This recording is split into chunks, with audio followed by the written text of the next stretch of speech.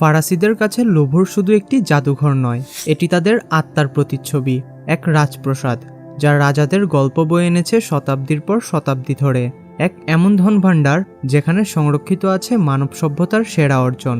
তাই এটি ফ্রান্সের গর্ব এবং তাদের জাতীয় পরিচয়ের প্রতীক। তাই একে বলা হতো অজেয়, এক অভেদ্য দুর্গ। স্ক্যানার, ক্যামেরা আর শত শত কর্মীর নীরব প্রহরায় সুরক্ষিত এই জায়গাটিকে মনে করা হতো পৃথিবীতে অমূল্য সম্পদ রাখার জন্য এর চেয়ে নিরাপদ স্থান আর নেই। কিন্তু 19 অক্টোবরের সেই সকালে সব বিশ্বাস ভেঙে গেল এক নিমেষে। মাত্র 7 মিনিটে ঘটল এমন কিছু যা শুনলে আপনার চোখ কপালে উঠে যাবে। গ্যালারি দ্য পোলনের 2য় তলার জানালা ভেঙে ঢুকে পড়ে একদল মুখোশধারী চোর, ঠিক যেন সিনেমার দৃশ্য ওশান 11-এর মতো। তারা নিঃশব্দে খালি করে দেয় 2টি কাচের কেস, যেখানে রাখা ছিল রাজমুকুট, গহনা আর ইতিহাসের এক টুকরো স্বপ্ন।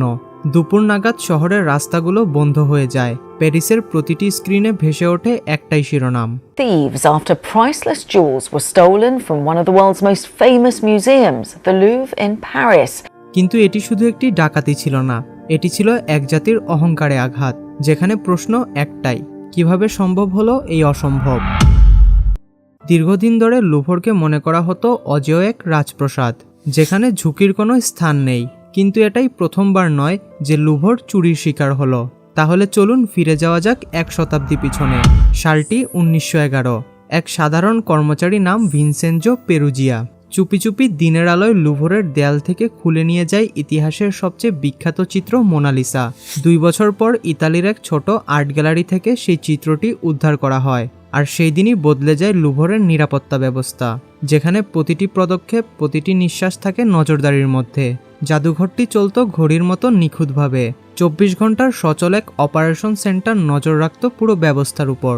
কিন্তু নিমেষের মধ্যে সেই নিখুঁততা ভেঙে যায়, যা কেউ কল্পনাও করতে পারেনি।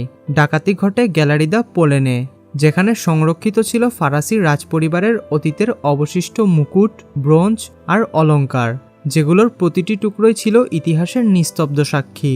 আর এই গ্যালারি কোনো নির্জন কোণে নয়, এটি মোনালিসা থেকে 250 মিটার দূরে, জাদুঘরের একদম হৃদয়স্থলে। চারপাশে ছিল শত শত পর্যটক, কাচের কেসে বসানো ভাইব্রেশন সেন্সর, কোনায় মুভমেন্ট অ্যালার্ম আর প্রহরীর টহল। যে জায়গাটিকে সবাই ভাবত চুরির অযোগ্য, ঠিক সেখানেই ঘটল সেই অবিশ্বাস্য ঘটনা, যেন সিনেমার দৃশ্য হঠাৎ বাস্তবে রূপ নিল। কিন্তু আসল চমক এখানেই, এটি কোনো হাইটেক লেজার বিস্ফোরক বা সিনেমার মতো ডাকাতি ছিল না, বরং ছিল অবিশ্বাস্য সহজ। একটি লিফট, একটি জানালা, একটি করাত, আর মাত্র 7 মিনিটের নিষ্ঠুরতা। চোররা যেন প্রতিটি মুহূর্তই আগে থেকে লিখে রেখেছিল কোনো অদৃশ্য স্ক্রিপ্টে। তারা বেছে নিয়েছিল রবিবারের সকাল, সপ্তাহের সবচেয়ে নীরব সময়, যখন ভিড় কম আর প্রতিক্রিয়া ধীর।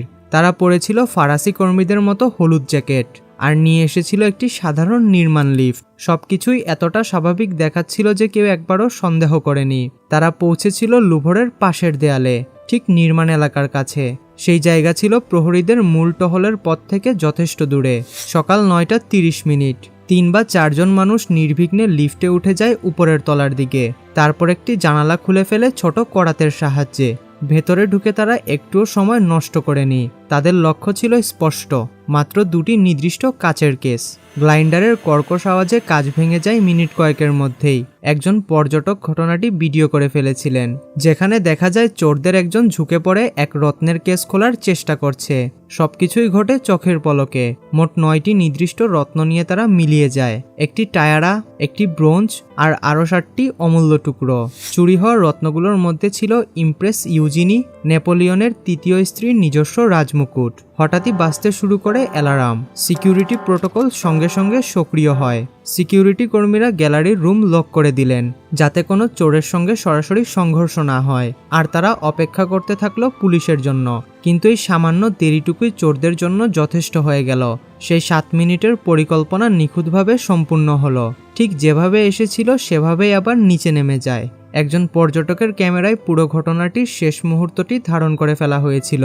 ভিডিওটিতে দেখা যায় চোরেরা লিফট থেকে বেরিয়ে দুটি স্কুটারের পেছনে লাফিয়ে ওঠে আর কয়েক সেকেন্ডের মধ্যেই প্যারিসের ভিড়ের ভেতরে মিলিয়ে যায়। তবে তাড়াহুড়ার মধ্যে একটি 19 শতাব্দীর রাজমুকুট পড়ে যায় মাটিতে। পরে সেটিকে উদ্ধার করা হয় বাঁকা ক্ষতিগ্রস্ত অবস্থায়।